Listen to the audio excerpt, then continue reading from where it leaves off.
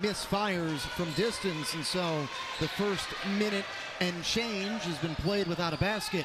That was a nice job by Josh Morris, really bodying up Kem King. As you see Ellis going off the bounce, getting the first basket of the game. He tied a career high with 18 points against Georgian Court in the quarterfinals. Finished 6 of 12 from the floor. Rams have pushed the cushion to 6. Ellis knocks down the 3. And you know, in the midst of this little run by Jefferson, that's a big basket for Bloomfield. They needed that from Ellis. And that career high tying 18 points in the first round. Southpaw with that smooth stroke. Cuts the deficit in half. Timko blocked by Ellis, who recovered nicely defensively. Sound shot by Barbara Bay. All of a sudden, Jefferson has that 10-point lead. Ellis, and he's fouled. Well, and you see the athleticism by Ellis there, able to kind of knife his way into the lane, draw some contact and finish. You see him right there split Kem King and Barbara Bay. Great job with the left hand to finish by DeAvion Ellis. A North Bergen, New Jersey native. Told you he had 18 points. Tie a career high in the quarterfinals. He was voted as the top junior boys basketball player in the state of New Jersey, according to NJ.com.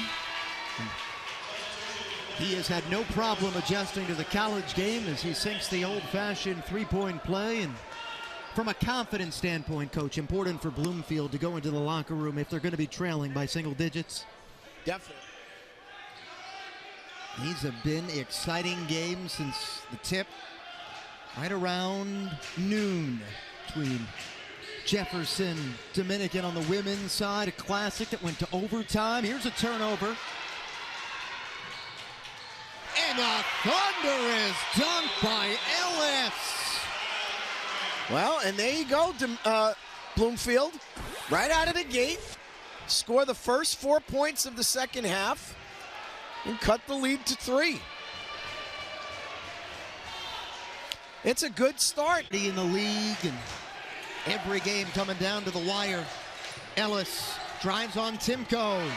Was hoping maybe they'd get that 5th foul. It doesn't come, but the more important thing for Bloomfield is the basket is good. Well, and DeAvion Ellis recognizing who's guarding him, and Eric Timko clearly not playing defense with the same intensity, and Ellis was able to get by him and finish that layup on the offensive end.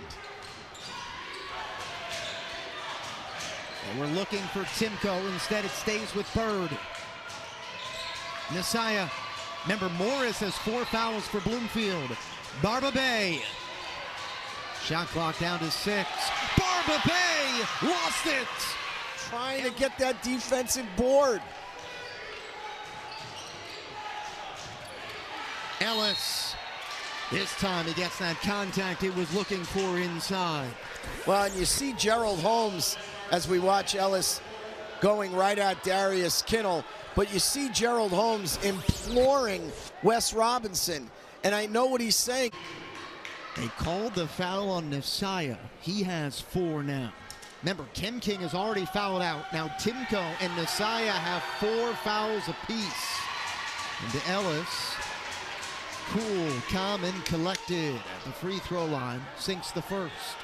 Also to keep note, just 7 fouls charged to Bloomfield. So still 1-and-1 situations for Jefferson as Ellis brings the Bears once again to within a point. Well, DeAvion Ellis in these last 2 possessions, key, making a layup and knocking down those 2 free throws, but very aggressive in what he is doing on the offensive end. For Bloomfield, DeAvion Ellis leading the way with 8 points. Ellis can go to the basket. I love what he does. He's always in the air, always going towards the basket. You hear JR and Jerry and Andrews go to the basket. Good things happen when you go to the basket, and he does.